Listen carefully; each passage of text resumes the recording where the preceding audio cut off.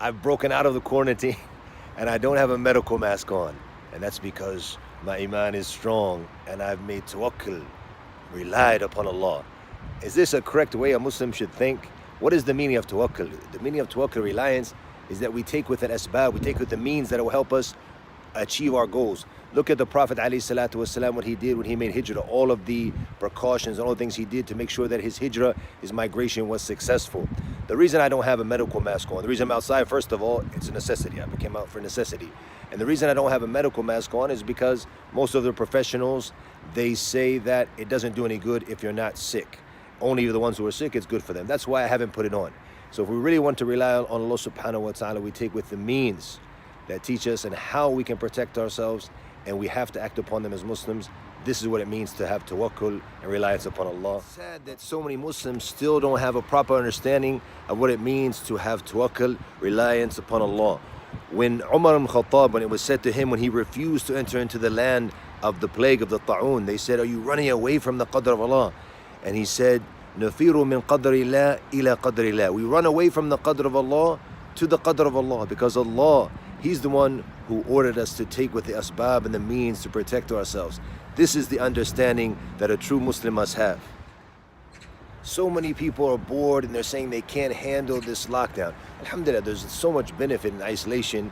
We just have to focus on how we can benefit from our time, and we're going to find we're going to leave this lockdown, inshallah, as better Muslims, as better individuals, if we benefit at the time.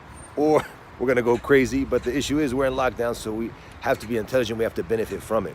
The other issue that we're facing these days that might be even more difficult than the lockdown itself is the reality that we honestly don't know what's going on.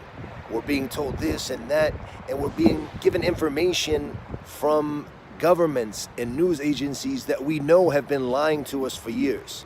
And there's one of three possibilities. Either they're telling us the truth, or they're lying to us, or the situation is actually worse than what they're telling us. No matter what the situation might be, it's upon us to take our precautions in order to protect ourselves, to protect our families, and to protect our societies, to rely upon Allah subhanahu wa ta'ala, and to raise our hands making dua to Allah. The Allah will protect all of us. And to return to Allah in repentance, asking for His forgiveness, holding firm to our religion during these difficult times. SubhanAllah, when we are forced to leave our houses during these days, right away what happens? You feel that your nose is scratching on your eyes and you want to scratch your face, but then you remember that you're not allowed to touch your face. And this proves to us that when you become accustomed to something, you do it second nature without even thinking about it.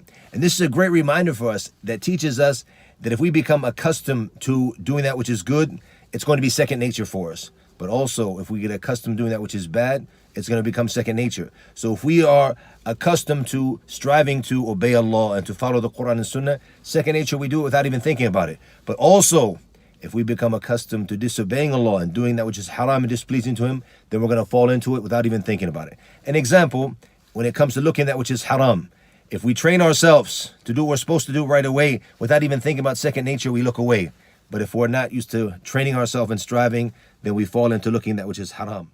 And our ability to overcome and to be successful these days, to not scratch our faces, we trained ourselves to do it.